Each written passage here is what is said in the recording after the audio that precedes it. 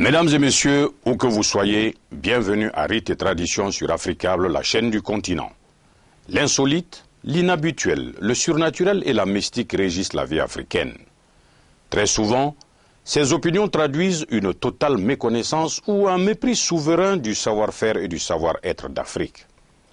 Rites et Traditions est une émission qui souhaite tirer des traditions africaines des choses très utiles pour le présent. Car pour l'occidental, ou disons plutôt pour l'homme moderne, tous les phénomènes non encore expliqués par la science tombent irrémédiablement dans le vaste domaine du hasard ou de la fatalité pour ceux qui sont encore croyants. Mais pour le noir d'Afrique, rien n'est dû au hasard. Tout a une explication. Il n'y a pas d'effet sans cause, encore moins de cause sans effet. Mon intervention va de ma sensibilité de femme africaine. De nos jours, chaque fois qu'on entend parler de femmes africaines, quand c'est dans une phrase, femme, Afrique, on entend parler polygamie, excision, violence conjugale, maltraitance. On parle aussi beaucoup de féminisme. Et de nos jours, on parle de plus en plus d'une notion qui est la notion de genre. À mon avis, cette lecture peut nous donner une image un peu biaisée, non seulement de l'Afrique, mais aussi de la femme africaine. Parce qu'il me semble que des propositions, entre guillemets, universelles, sont données pour répondre à des notions qui ne sont pas très bien définies et qu'on veut appliquer à tous les peuples sans tenir compte forcément des spécificités de ces peuples. Je suis panafricaniste dans l'âme, femme africaine et fière, comme je le montre énormément. Et je pense qu'il faut que nous recentrions le débat. On ne doit pas parler seulement de la femme africaine par rapport à l'excision, à la polygamie, à la maltraitance. Nous sommes beaucoup plus que ça. Nous sommes autre chose que ça.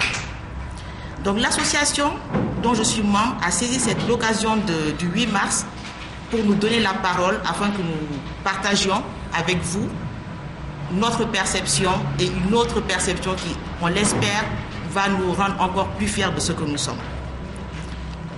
Ma réflexion, ma présentation de ce jour, je l'ai axée en 3 points. D'abord, le premier point, c'est de tous les savoirs, de toutes les connaissances, la connaissance de soi est la meilleure. Le deuxième point, je l'ai intitulé complémentarité et égalité. Et le troisième point est un appel, ça veut dire femmes africaines, occupons notre place. Pour développer le côté de tous les savoirs, de toutes les connaissances, la connaissance de soi est la meilleure, je vais d'abord me baser sur... j'ai beaucoup lu et je me suis beaucoup renseignée sur Internet. Parce que de nos jours, il faut avoir la démarche d'aller chercher l'information ailleurs que dans les canaux classiques. J'ai lu une étude qui a été faite par les professeurs Etile, Omotunde et Fakoli ici présents, qui avait pour sujet le statut social des femmes en Afrique antique.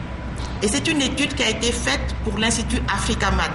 Je dis tout ça pour vous dire que l'Afrique intéresse énormément les Africains. Donc je cite ce que j'ai pris dans cette étude. Issue d'une tradition sédentaire et matriarcale, la société africaine antique a eu une vision totalement différente de la femme. De toutes les civilisations antiques, aucune n'a rendu hommage aux femmes, n'a plus rendu hommage aux femmes, à leur beauté, à leur spiritualité et à leur intelligence que l'Afrique ancienne. Plus loin, il est écrit, la société africaine de la période pharaonique, c'est la première illustrée dans l'histoire de l'humanité en permettant aux femmes l'égalité sociale, politique et religieuse. C'est une étude que vous pouvez retrouver. Vous pouvez même vous adresser à notre association, vous pourrez la voir. Donc il y a des évidences qui sont données dedans, non seulement dans le sens de ce qui est affirmé, mais aussi en comparaison, il y a des comparaisons avec les autres civilisations, notamment la grecque, l'hébraïque, la mésopotamienne, et arabe, voilà, islamique. Ce que je veux dire, c'est que pour l'Africain, pour le Kamite, comme on l'appelle aussi, la femme enfante et en cela elle est sacrée. La femme est complémentaire à l'homme et c'est l'union des deux qui donne la vie. Et la femme protège la vie car elle la donne. Depuis l'Antiquité, nous avons des femmes exemplaires qui sont illustrées dans leur rôle pour le bien-être de notre peuple, de leur communauté. Ce n'est pas le petit cercle nucléaire. Et ça commence depuis l'Égypte ancienne, je ne vais pas revenir dessus, mais moi je veux parler de la femme en Afrique impériale. L'Afrique impériale, c'est ce qu'on appelle, c'est l'Afrique qu'on lit dans le livre précolonial. Mais bon, nous on a une histoire, on préfère dire l'Afrique impériale. Nous sommes le peuple qui reconnaît aux femmes d'avoir donné naissance à des peuples, à des nations. Il y a le professeur burkinabé qui est là. Nous savons tous l'histoire, la légende ou l'histoire de la princesse Sénéga, qui est la mère du peuple Mossi et qui était aussi fille de Naba. Mais c'est elle la reine, la mère du peuple Mossi. Nous avons la reine Pokou, qui est la mère du peuple Baoulé. Et je peux même ajouter à ces deux femmes-là notre Sogolon, la mère de Soundiata Keita, qui est la mère du père de l'Empire Mandela. Donc voyez comment nous positionnons les femmes. Ça c'est par rapport à la mère. Maintenant si on parle de la femme dans la résistance, nous avons eu des résistantes dans toute l'Afrique. En Afrique, vers l'Angola, il y a eu la reine Zinga, qui est très connue et qui est très connue par tous les Africains dans le monde en général, qui s'intéressent un peu à notre histoire. Et elle, les Angolais la retiennent comme une personne qui avait vraiment une expertise politique et diplomatique. C'est une femme qui a mené des troupes au combat. Et c'était aussi une reine. Nous avons une jeune dame qui est morte à Tombouctou, à l'âge de 24 ans. Tombouctou, on voit le désert. Et c'est une femme qui a été arrachée à la Casamance. Elle s'appelle Aline Sitoé Diatta. Elle s'est révoltée quand elle a vu que le colon exigeait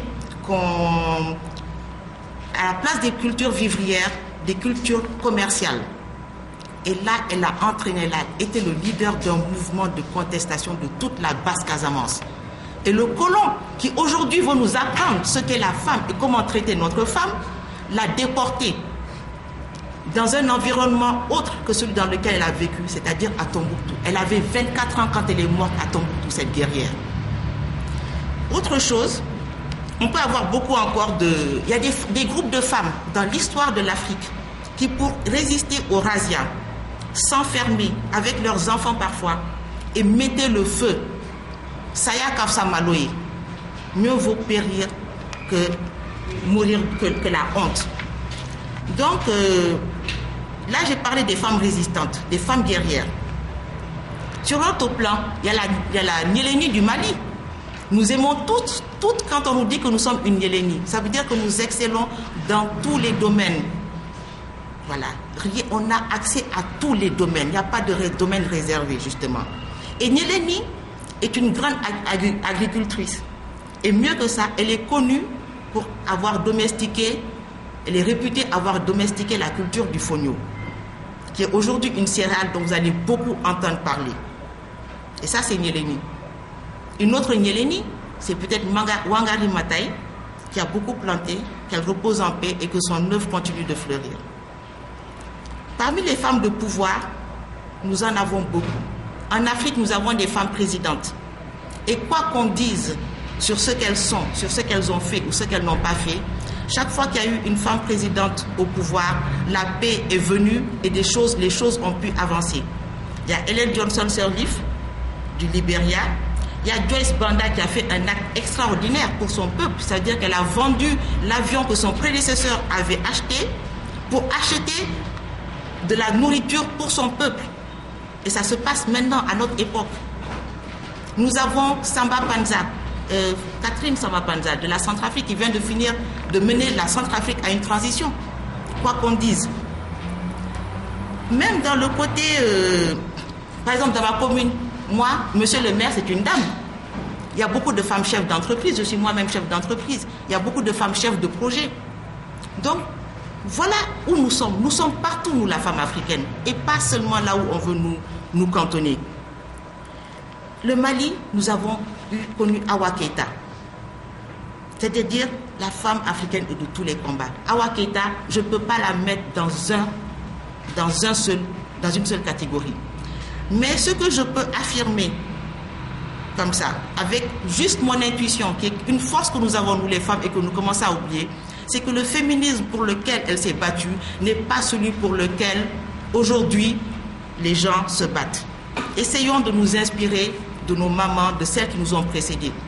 Parce qu'on sait que quand on sait d'où on vient, le chemin est beaucoup facile pour arriver là où on veut aller. Il y a beaucoup de jeunes femmes dans tous les domaines, de la culture, et l'Afrique est vaste. Donc on a une grande dame de la culture qui est Wara Liking, qui est camerounaise, mais qui s'est complètement réalisée en Côte d'Ivoire en réalisant des artistes de tous les pays d'Afrique. Il y a beaucoup d'élèves qui se réclament de son école. Et elle vit, c'est une dame, mais d'une beauté impressionnante, d'une prestance impressionnante. Au Mali, nous avons Aminata Draman Traoré, qui est très active, qui mène un combat, qui est engagée, qui écrit, qu'on voit partout. Et on la voit fièrement avec les produits du Mali. Il faut insister dessus. Il y a Adam Bakonare, qui écrit, qui fait partie de ceux qui ont répondu à Sarkozy quand il a manqué de respect à l'Afrique. Voilà des gens que nous devons chouchouter et dont nous devons parler, à mon humble avis. J'ai donné quelques références de femmes dans divers domaines, de diverses compétences. Il faut aussi dire que voilà, il y a un point dans la religion, il y a la religion vaudou. Et c'est juste dans le vaudou, je pense qu'il y a des prêtresses.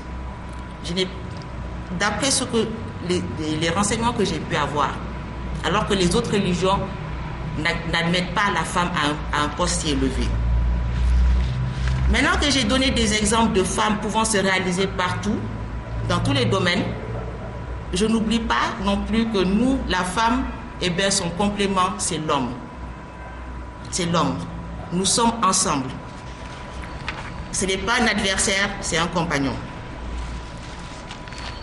Je reviens encore à l'étude faite par les frères Edile Omotunde et Fakoli. Et eux, voilà ce qu'ils disent. L'Afrique s'est encore illustrée durant l'Antiquité en valorisant le couple royal, homme, femme et la famille, homme, femme et enfants, depuis le cercle de la royauté jusqu'aux paysans, en prenant exemple, comme le disaient les anciens, sur les divinités elles-mêmes. Toutes les femmes que j'ai citées dans mon premier point sont des preuves de l'égalité à l'accès au pouvoir, à certaines choses sociales de la femme africaine. Et on va commencer par Bartolomé de las Casas, un Espagnol d'origine marane qui, dans son enfance, dans sa jeunesse, effectua plusieurs voyages avec Christophe Colomb, son père. Son père était l'ami de ce dernier et il fut très sensible à la cause des Indiens et devenu cardinal, il s'empressa de protéger ceux-ci en suggérant que soient ramenés du continent kamite africain les nègres plus forts et plus résistants que les Indiens pour la race sans travail des plantations. Durant plusieurs siècles, de nombreux Africains furent déportés du continent africain vers les Amériques. Enfants, adultes enlevés furent déportés par les cales des bateaux négriers appartenant en majorité aux commerçants et armateurs juifs qui, de façon éhontée, s'enrichirent grassement durant cette période.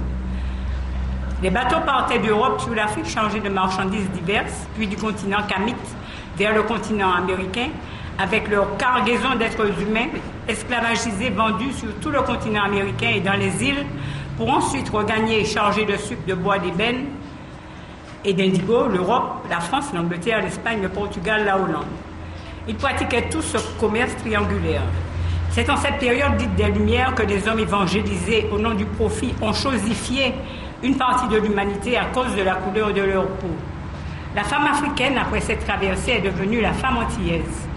Une fois arrivée sur ce sol nouveau, elle fut de tous les combats sans avoir jamais démérité, sans peur.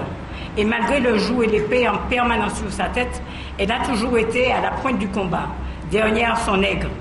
Même s'il lui était absolument interdit de dévoiler ses sentiments pour préserver sa vie et celle de son entourage.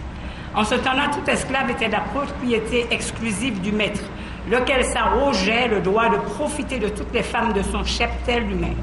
Elle subissait les assauts du maître, certes, mais avait un frère de misère qu'elle aimait, pour lequel elle nourrissait de tant de sentiments, un homme qui lui permettait de se projeter dans l'avenir sombre, mais elle savait qu'elle devait être vigilante et se cacher pour sauver leur intimité, sinon les conséquences leur auraient été difficiles, c'est-à-dire qu'elle pourrait être battue, marquée au fer sur la joue, et l'homme exilé sur une autre île ou vendu à un autre propriétaire.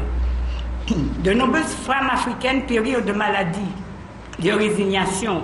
Elles refusèrent de manger, certaines avalaient leur langue. Elles furent tyrannisées, violées, vendues, exilées. Certaines eurent le courage de prendre les champs et de marronner. Le maître sévissait. Des battues étaient organisées pour les rechercher, à la moindre incartade pour casser le moral de celles qui regardaient et qui auraient des velléités d'indépendance.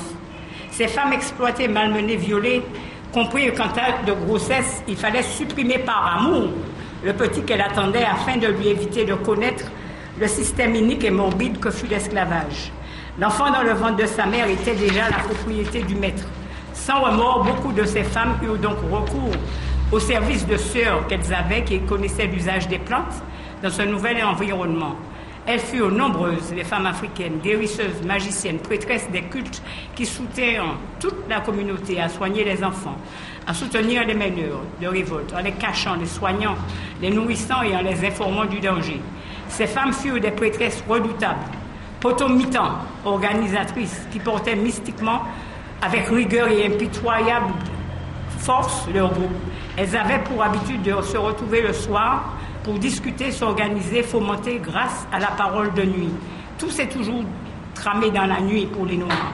Et de toujours remercier et rendre aux ancêtres les hommages qui leur étaient dus pour l'aide qu'ils leur apportaient lors des cultes des esprits. Souvent est évoquée la résistance des esclaves et la rébellion des marrons vue du côté des hommes. Mais sait-on que la résistance des femmes esclaves dites marronnes fut aussi forte? Les chercheurs semblent seulement maintenant affirmer qu'elle a existé. De nombreux articles et ouvrages actuellement sont édités. Les femmes noires ont joué un rôle majeur dans la lutte contre les conditions d'esclaves. Elles refusaient de se soumettre au viol et aux abus de maîtres blancs. Cela leur valait des coups de fouet jusqu'au sang. Mais rien n'y faisait car elles pouvaient garder enfin un peu de leur dignité. Logées à la même enseigne que les hommes esclaves noirs, elles travaillaient durement dans les champs. Et en plus de ces labeurs, elles devaient protéger leurs enfants contre l'inhumanité de l'esclavage et cherchaient sans arrêt à les protéger de cette condition d'esclave. Autre forme de résistance. Le marronnage était une forme de résistance directe à l'esclavage qui consistait en un départ non autorisé des fonctions serviles. Il y avait le petit et le grand marronnage. Le petit marronnage était temporaire et rare, incluant violence et destruction, motivé par le besoin de retrouver les proches ou de faire l'expérience d'une liberté à court terme ou de tester des projets de liberté permanente ou aussi pour répondre à des mauvais traitements tels que les punitions corporelles, le travail trop rude ou le viol. Le grand marronnage visait la désertion permanente des plantations. Accompagné de violence, il représentait la remise en cause la plus réussie face à l'esclavage. Il signifiait vivre en liberté. S'échapper par le marronnage, petit ou grand, représentait un mépris délibéré pour l'autorité du maître blanc qui limitait la mobilité des esclaves et donnait des ordres stricts pour leur travail. C'était aussi une nuisance pour les plantations coloniales. Les marrons avaient recours aux raids sur les propriétés pour faire des réserves pour leurs besoins de base, nourriture, armes, outils et même en femmes.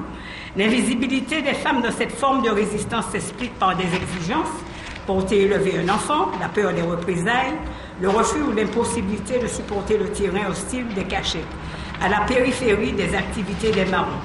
Les risques pour hommes et femmes marrons étaient grands. La flagellation, le dur travail des ateliers, la pendaison, la déportation, la séparation des membres de la famille, l'emprisonnement, le marquage au fer, la potence, le viol, la dislocation des membres étaient quelques-unes des conséquences affreuses qui qui attendait l'esclave fugitif qui devait être capturé vivant pour donner l'exemple aux autres. De nombreuses femmes esclaves ont défié les probabilités et se sont lancées dans le marocainage. À la Barbade, une île anglophone, les femmes esclaves cachaient les esclaves en fuite.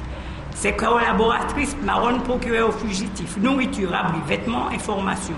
Pour restreindre leurs actions, l'Assemblée de la Barbade promulgua une loi en novembre 1731 qui punissait de châtiments corporels et marquages au fer avec la lettre R sur la joue droite. Cela ne les arrêta pas. À la Jamaïque, de 1733 à 1735, la population des femmes marronnes et des enfants marrons dépassait de loin celle des hommes. Les femmes esclaves rejoignaient les hommes dans le marronnage maritime.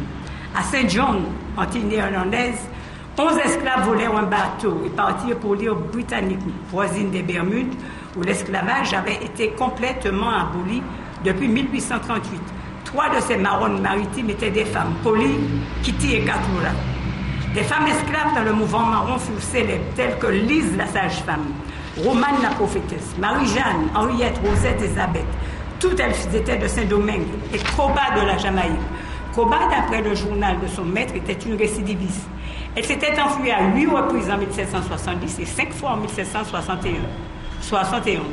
La femme marronne exemplaire qui devait dissiper toute question à propos de la ténacité des femmes esclaves à poursuivre une vie fugitive fut Nanny. Nanny était cheftaine des marrons Whitworth de Jamaïque. Douée pour la guérilla, elle et sa bande employaient pour éliminer les raids des détachements de militaires britanniques supérieurs technologiquement qui continuellement tentaient de débusquer les marrons de leur position forte. Nanny attrapait les balles soit avec la main, soit avec son derrière et les relançait vers l'ennemi. La tradition rappelle aussi le chaudron de Nanny, légende qui renforce son rôle en tant que défenseur militaire des marrons et éclaire sa compétence d'herboriste. La légende de la graine de citrouille renforce son rôle en tant qu'agricultrice responsable de nourrir la communauté et de la garder en vie. Nanny, femme marronne de la Jamaïque, était aussi extraordinaire, sinon plus, que ses homologues hommes tels que Juan de Bolas, Koufi Kodjo et Akompao. Les femmes fonctionnaient en tant qu'agricultrices, s'assuraient que les groupes fugitifs avaient assez à manger. Les autres tâches incluaient la reproduction de la population marronne et la résurrection des pratiques culturelles et religieuses africaines. Au travers de leur rôle de prêtresse et d'enseignante de la tradition orale, ces femmes aidaient les hommes à défendre les camps contre les raids des détachements militaires blancs. La prostitution des femmes noires dans les Caraïbes britanniques a été une pratique courante dont aucun document n'atteste qu'elle ait été combattue du fait du pouvoir impérial britannique. En plus du viol imposé par les maîtres de plantation à leurs esclaves noirs pour satisfaire leurs désirs sexuels et leur fournir une main-d'œuvre par la mise en esclavage des enfants issus de ces rapports, il existait une prostitution organisée, que ce soit dans les bordels, les tavernes ou les lieux d'embarquement des bateaux. Mesdames, Messieurs, c'est tout pour Rites et Traditions aujourd'hui. Merci pour votre fidélité à Africable Télévision, la première panafricaine.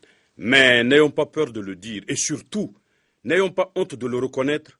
Les intellectuels africains ont décroché tous les titres universitaires en vue d'Afrique, d'Amérique, d'Asie et d'Europe. Cependant, n'ayons pas honte de le reconnaître et surtout, n'ayons pas peur de le dire. Ils demeurent encore et toujours des analphabètes culturels à l'entrée du vestibule de la mémoire perdue de nos ancêtres. Comment alors promouvoir ce que l'on ignore? Chauves-souris, ils sont d'Afrique, mais surtout d'ailleurs. La bouche noire, le ventre à Paris, la tête en Amérique, les yeux en Asie.